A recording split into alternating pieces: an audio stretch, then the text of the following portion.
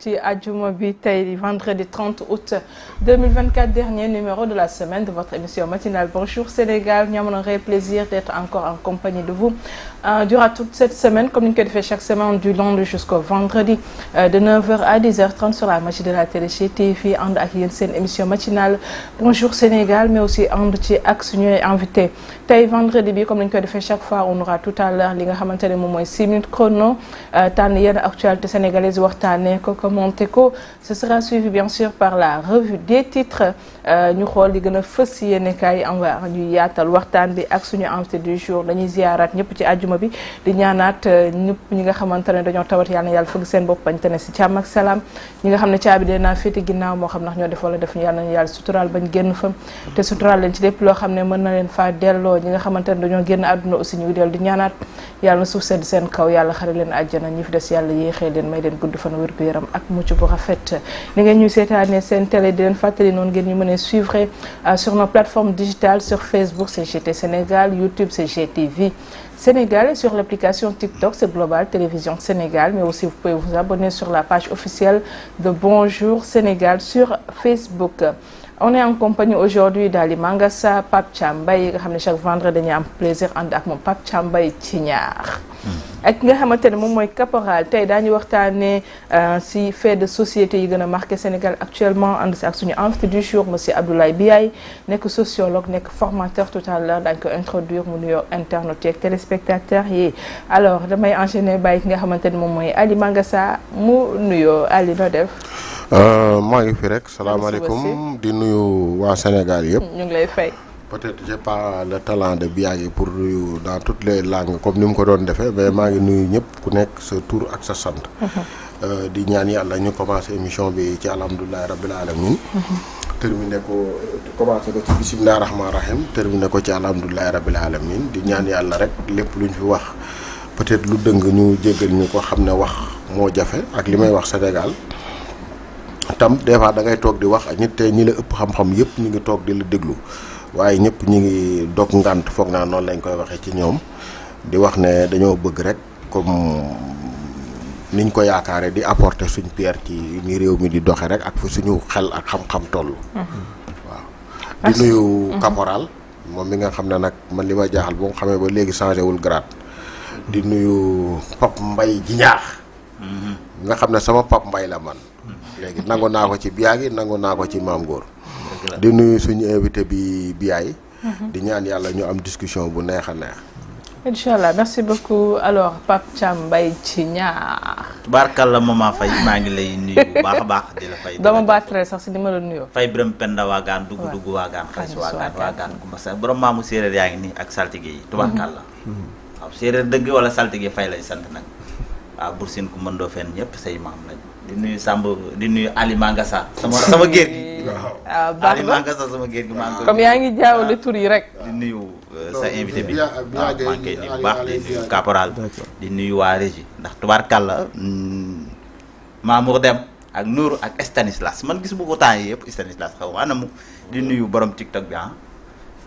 Marème Tumbu Marème Tumbu sant bi tubaarkàlla sama géer gi maa ngi koy nuyu bu baax di leen ziar di nuyu képp waa Njiñaar. D'accord merci beaucoup Pape Thiam Mbaye maa ngi leen ko doon wax aussi on a le plaisir àndaat ak tey ki nga xamante ne moom mooy caporal comme ni ko Mangassa di waxee moom grade bi du changé parce que caporal bu demul armée la caporal noo def. waaw bon man xëy na moom sa tool laaj gars yi caporal ban njëriñ la am quoi ci armée. déet yow ban njëriñ la am. non na laa ci loolu rek. waaw déet yaa ngi ni tokkee yow kay yow dañu koy laaj. njëriñ la am ci armée. caporal xam nga fan la garaatam yam. waaw génnul biir bàngu. oui ma déet.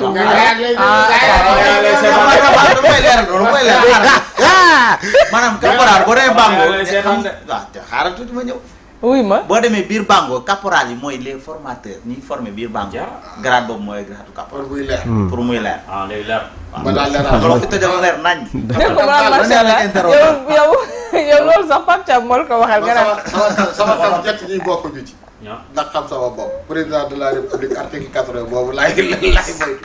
FDS yi ak magistrat yi waaw ñooñu moom jërëjëf ñëpp mën naa kaw ak ñoom ñooñu moom dama leen ay jëkka bo dama ko doon bañ a boole ak ki nga xamante moom mooy Jean sama gars nekk policier moom laa doon booleel de. boole maa ngi lool ma ragal lool. wala ñoom Madiama wala ñoom Cheikh Diop. ragal lu ma lool maa ngi nuyu Mama Faye di la bëgg bu baax a baax. di bëggee plateau bi yëpp Ali Mangasa Djiñaax maa ngi lay nuyu bu baax tey moom bula nga yow sa couleur dafa bëri quoi macha allah di nuyu suñu invité tey yàlla na yàlla def jàmm daal di nuyu les hommes de l'ombre Mamour Nourou ki nga xam ne mooy Issa Stanislas Marème borom mbaaw maa ngi koy bëgg bu baax. Maman di nuyu waa Tivaouane Peulh bu baax a baax a baax a baax a baax a baax di wax ne tey xam naa ci rubrique làmb dinañu waxtaane li nga xamante ne temps yi mooy wër ci moom lañu gën a wax ci làmb ji muy am na ñoo xamante ne def nañu lu mu ti defuñoo ak affaire yooyu noonu am na koo xamante ne génn ne def ci sorti ne yooyu noonu nekku ci muy ki nga xam ne mooy Liss Ndiago loolu la. D'accord. Merci beaucoup Caporal lañ si dellu si tout à l'heure alors comme ni ñu leen ko annoncé woon aujourd'hui ñu am le plaisir de recevoir ki nga xam ne moom mooy monsieur Abdoulaye Biaye nekk sociologue nekk formateur monsieur Biaye ñu bàyyi la nga nuyoog internautes ak téléspectateurs yi ñu seetaan. Merci maman pour invitation maa ngi doog a ñëw seen télé. di kontaan di nuyu Ali Mangasa di nuyu Pape Thiam Mbaye Djina di nuyu grand caporal. moom xam naa dépassé na grade caporal léegi sergent la merci vraiment ci invitation bi et puis j'espère comme ni ko Alima nga sax commencé ko ci alhamdulilahi rabi bisimilahi rahmaani terminé ko ci alhamdulilahi rabi alamin incha allah merci beaucoup tout à l'heure daañu yaatal waxtaan bi ak yow waxtaanee li nga xamante ne mooy suñ société bi société sénégalaise ak surtout dernièrement yenn bi li nga xamante ne ñu ngi koy seetlu. Alors on va enchaîner ak li nga xamante ne mooy 6 minutes chrono bokk waxtaanee yenn actualité sénégalaise yi alors on va commencer maa nga sax c'est ok. Voilà alors ñu commencer li nga xamante ne moom mooy 6 minutes chrono on va commencer par le livre blanc. La coalition Benno Bokk Yakaar raconte les 12 ans de Macky Sall au pouvoir. La coalition Benno Bokk Yakaar a rendu public ce jeudi un livre blanc sur les 12 ans de gouvernance de l'ancien président Macky Sall. Il s'agit du travail colossal couvrant 12 ans que la grande coalition Benno Bokk Yakaar, sous la présidence de son Excellence Monsieur le Président Macky Sall, un homme d'État aux qualités exceptionnelles, a réalisé sous les yeux de tous les Sénégalais et observateurs extérieurs, a indiqué Maître Sidiki Kaba, qui a lu la déclaration liminaire face à la presse. Mangasa. Waaw bon en fait pour man déjà ba may njëkk a commencé di wax ne man li ma gëm ci réew mooy opposition ak pouvoir bu ñuy jogan xaw ma nan laa koy wax bu ñuy am seen doxalin lépp mu nekk dans le cadre jàmm parce que damay faral di wax naan démocratie bu ñu ko defee ci république c'est pour pacifier les rapports. Donc moi je pense que aujourd'hui ñi nekk ci nguur gi ñoom nee nañ ils ont trouvé un pays en ruine. ñoom nag d'accorduñ ci produire nañ livre boo xam ne livre blanc la pour wane seeni réalisation dans la démarche quand même mënuñu lu dul saluer ko maintenant nag mu des ci problème mu efficience bi ndax loolu am na efficience maanaam di jeexital wala am na njëriñ wala nu mu xamul nu ma koy waxee ci wolof. Bon maintenant damay faral di wax ne xam nga communication des fois damay faral di wax ne c'est le langage de la guerre qu'on a amené au niveau des sciences sociales. On parle de stratégie de plan te loo gis c'est en fonction aussi cible bi nga xam ne moom ngay waxal. Bon maintenant est-ce que Sénégal boo xoolee la majorité des Sénégalais ñu ci bëri jànguñu kiiwuñu est-ce que boo defee un livre blanc est-ce que en termes d'impact da nga ko am. Je mets un point d'interrogation je n'y crois pas trop. Bon beneen bi nag tam aussi mooy ñoom aussi est-ce que aussi en fonction cible bi est-ce que aujourd'hui par rapport ak li nga xam ne bërki démb lañ ci jóge mooy les élections ñoom ñu perdre le pouvoir est-ce que aussi aujourd'hui les Sénégalais même ñeneen ñi nga xam ne am nañ capacité que am nañ dana leen prêter une oreille attentive tam communication kiy émettre ni ñu koy waxee l'information wala kiy émettre li nga xam ne moom mooy dem tam da ci am solo. D'accord. te yaakaar naa ne est-ce que ñoom amati nañ benn crédibilité boobu wax maintenant nag loolu yëpp bu ñu ko jëlee teg. li ma bëgg a wax mooy aussi quand on a voulu quand même d'un revers de main rek ñenn ñi ne Macky Sall bi mu fi nekkee def fi dara man je n'y crois pas il a fait un bilan matériel qui est là. palpable vraiment. D'accord. Il a changé le Sénégal en termes d'infrastructure ak yooyu. maintenant nag là où il a péché. moom mooy fondamentalement sur di ñuy tuddee le bilan immatériel mooy benn moment les gens avaient l'impression que dans le pays corruption dafa amoon gabegie dafa amoon népotisme dafa amoon clientélisme dafa amoon aussi au niveau des institutions. par exemple ay constitution bi dañ def 3e mandat et puis aussi à un moment donné am benn confrontation boo xam ne moom ak l'opposition ak presse bi ba nit ñi jàpp ne certaines libertés fi ñu ci tolloon dañu dellu gannaaw donc loolu la mais en termes de bilan quand même am na loo xam ne def na ko qui est palpable là te ki mënu ko weddi. D'accord. Merci beaucoup. Alors, Monsieur Biaye, nan ngay interpréter aujourd'hui, quelques mois après un changement de régime, que l'ancien régime bi jugé nécessaire de sortir un livre blanc pour rappeler, on va dire, ce sont les réalisations de l'ex-président de la République du Sénégal. Bon, li mu koy interpréter mooy c'est de bonne guerre, hein. Ils ont bien fait de réagir. Parce que moment bi ñoom ils sont un peu dans l'inquiétude parce que xamuñu effectivement régime bi fan la jëm ak ñoom. Donc on sait pas lan la régime di préparer par rapport à la reddition des comptes, lan la régime di préparer par rapport aux élections législatives. Donc am nay enjeux yi ñëw ñoom ils maîtrisent pas. Ba pare deuxième chose aussi xam nañ le régime va beaucoup insister sur le bilan de Macky Sall. Li Macky Sall def, il y a déjà un film qui est sorti sur les victimes de Macky Sall. Il y a beaucoup de choses qui se préparent mais loo xam ne kumpa la si ñoom. léegi nag seen réaction Ali Mangassa wax na quelque chose d'important. On a eu une bonne réaction, mais une réaction propre policier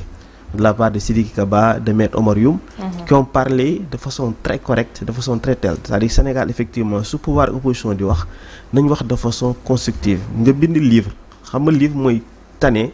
ay dàggasante ay wax de façon primaire yoo xam ne vraiment c'est trop bas. Man la mooy la première bonne chose. Maintenant c'est une bonne guerre mais aujourd'hui xam nañ une chose bilan Macky Sall am na bilan matériel mais bilan boo xam ne ça a été sanctionné par les Sénégalais. Déjà donc le bilan est déjà sanctionné par les Sénégalais ñoom suñu bindee livre ou pas xam nañ dañ nekk dans une zone boo xam ne d'incertitude mooy tout pouvoir yow tey bu ñu la nommé DG bu ñu la nommé président tu viens d'arriver surtout que des gens yoo xam ne qui sont sortis de prison un moment boo xam ne y a une rupture il faut que moom li ñu naan di totalement expérimental. Totalement sur la maîtrise des postes, totalement sur la maîtrise des sujets. Ba pare politique dafa grave état da ngay ñëw rek tase ak urgence. da ngay ñëw rek tase ak inondation. tase ak Magalu Touba tase ak gàmmu. te yow tàmmoo gérerul mais tu vas être dans l'expectative. léegi moment boobu nag une opposition pas en profiter pour daal ñii xamuñ dara amuñ expérience dans tel mais je pense que ñoom soo xoolee seen texte. Surtout par rapport à la convocation de l'Assemblée nationale, c'est très intéressant de rappeler. Maintenant, il y a des choses qui ont été dites.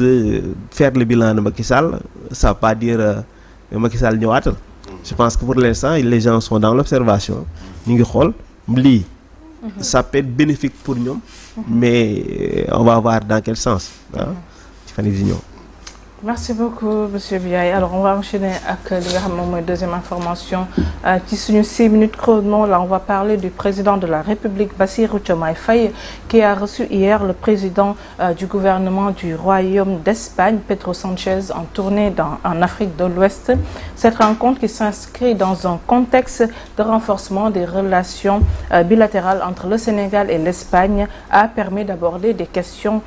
cruciales portant sur la migration, l'agriculture, la formation technique et professionnelle et les infrastructures. Mangassa, 2 accords ont été signés entre le Sénégal et l'Espagne pour renforcer la coopération en matière de migration et de lutte contre le crime transnational. Waaw, bon, en fait, c'est une li ma mën a wax mënuñu lu dul saluer loolu parce que aujourd'hui il faut comprendre un peu les Espagnols aussi parce que boo dee xool l'immigration clandestine l'immigration irrégulière boo dee xool ñu ci bëri bu ñu jógee Sénégal ci seen côte yi la ñuy ñëw xam naa ñoom ils ont pensé qu'il était de bonne intelligence ñu jéem a xool comme Sénégal fi la ñu bëri des fois di jaare ñu fexe créer les conditions bu yoo xam ne dinañ permettre jeunes yi ñu mën a toog bañ a dem parce que même boo dee xool li nga xam ne moom lañ décliné quand il parle de l'agriculture de la formation professionnelle et cetera yooyu yëpp c'est des yoo xam ne la boo dee xool li ñu bëgg moom mooy fexe ba jeunes yi am loo xam ne danañ ko yor pour toog mais nag pour man ça peut être mën na nekk option mais aujourd'hui problème de la migration irrégulière man souvent damay wax ne il faut que ñu toog réfléchir pour comprendre réellement ce problème là parce que man li may jaaxal mooy nit ñi dañuy wax des fois ne dëgër li réew mi am jafe-jafe moo tax ak perte d'espoir moo tax ndaw ñi di dem mën na ci am benn partie mu expliquer ko mais aussi da nga ci gis ay cas yoo xam ne des gens yoo xam ne apparemment qui ont bien réussi ici et qui veulent aussi aller en Europe bon gis naa sax d'ailleurs un expert qui a dit que oui on ne comprend pas les jeunes ils veulent être des vecteurs ou des acteurs de la mondialisation moom c'est comme ça qu'il l'a dit donc moi je pense que c'est un problème extrêmement complexe il faudrait nit ñi toog ci plancher pour essayer de trouver une solution mais nag quand même bu fekkee ne l'Espagne ñëw na rencontrer le gouvernement sénégalais ñu wax ci dans le cadre de la coopération dessiner ay axes yoo xam ne jàpp nañ peut-être ne mën na dana téye ndaw ñi bon maintenant on verra et puis c'est des choses aussi à saluer je pense. Monsieur Biaye comme ni ko Manga Sa wax c'est vrai qu'on parle beaucoup de li nga xamante ne moom mooy migration qu'on parle de parfois on va dire de crimes transnationaux entre guillemets ainsi de suite les sujets en tout cas qui ont été abordés est-ce que tey jii que ça soit est-ce que mën nañu xaar qu'on puisse avoir des solutions on va dire durables entre guillemets avec comme on a un nouveau régime qui a une nouvelle vision et puis cette rencontre avec le président avec Sanchez. De ce qu'il faut d'abord saluer mooy il faut voir président espagnol je pense que ça va être le premier président européen bu ñëw Sénégal. D'habitude France moo doon njëkk ñëw mais Espagne ñëw na c'est-à-dire Espagne dafa am enjeu Sénégal am na ñaari enjeu important pêche d'abord parce que espagnol yi ils comptent beaucoup effectivement sur les eaux sénégalaises te am nañu fi ay entreprises de pêche yoo xam ne vraiment installé wu deuxième chose mooy immigration donc pays boo xam ne vraiment dafay souffrir énormément ci immigration te Sénégal dafa bokk ci lu koy sonal parce que Sénégal nekkoon na principale zone de départ de l'immigration non seulement zone de départ mais sénégalais yi ñooy souvent les conducteurs de pirogue ñoom ñooy les dañ dem ba même au Maroc ils font partie des grands passeurs donc ce qui fait que effectivement espagnol soxna am benn coopération solide sérieuse avec le Sénégal def nañ Frontex def nañ beaucoup de programmes effectivement pour voir comment gérer immigration mais migration bi c'est-à-dire que même sociologue yi leen di jaaxal pourquoi nit ñi di dem donc c'est une grande question non mais soo xoolee aujourd'hui ñu ngi naan gars yi ñu ngi koy juguler mais dafa bëri yeneen zone de départ c'est-à-dire que Sénégal la woon Gambie léegi Mauritanie ça se déplace maintenant migration dafa am y a un problème d'abord de l'immigration nit ñi di dem di immigrer mais tey pourquoi yaa ngi wax affaire délinquance transfrontalière parce que quand les grands narcotrafiquants qui veulent inonder l'Europe de drogue ils se rendent compte que 20 000 Sénégalais grâce à des pirogues peuvent entrer dans les frontières espagnoles européennes dañuy naan mais c'est une aubaine moo tax effectivement tout le monde sait que les pays qui sont frontaliers du Sénégal comme par exemple le Guinée-Bissau à un moment a été envahi par les narcotrafiquants donc parce que effectivement dañuy naan mais ñii mën nañ dem ba Espagne ça va nous intéresser donc ce qui fait que non seulement dañuy gérer juguler immigration mais menace la par rapport à tout ce que drogue est-elle donc c'est pas surprenant Sénégal gisoo benn moment où y a toute cette prise de cocaïne et telle zone de départ parce que suñu gisee immigration ñuy percé donc la venue du premier ministre espagnol vraiment c'est important je pense que ça peut permettre comme li Diomaye wax régler les problèmes c'est pas seulement l'immigration il y a les accords de pêche il y a beaucoup d'autres choses mais ñu revoir vraiment dans la gestion des migrations parce que gestion migration c'est pas seulement gestion répressive di nga am armée di nga am tel mais il y a aussi voir les zones de départ deuxième chose maintenant c'est un phénomène à comprendre moi je dis Sénégal soo xool il y a tellement de reportages tellement de films mais est-ce que suñu télé yi réunis nañ toog de temps en temps di consacrer 1 heure à la migration dem Thiaroye dem Kayar pour comprendre mais ñii pourquoi ñu dem et ba pare deuxième chose insister sur sensibiliser population pour leur montrer les dangers comme les jeunes sont morts en mer comme il y a eu de pertes des humaines pour vraiment montrer yéen ni ngeen di jaaree baaxul mais deuxième chose fi ngeen di dem est-ce que réellement c'est la solution. D'accord xam naa ne si deuxième partie bi je sais que ne caporal dina la relancer par rapport ak li nga xam mooy migration parce que moom ça fait partie des sujets yi nga xamante ne ça lui tient à cœur yaa waxoon dañoo war a def waxtaan bu yaatu. pour waxtaanee Sénégal migration tout à l'heure daal ci yaatal. monsieur Biaye incha allah. Pape Thiam Mbaye Djignakh te looy waxtaanee balaa ñoo dem si rubrique. waaw tey nag rubrique làmb ji dama lay indil caporal tey la moo làmb. fan la làmb cosaanoo ak lu waral ñu naan làmb ak lan moo tax ñu daan ko def. tey loolu laa leen di incha allah. ok donc mi ngi doon ñu fàttali ko donc tout à l'heure incha allah daañu yaatal li nga xamante ne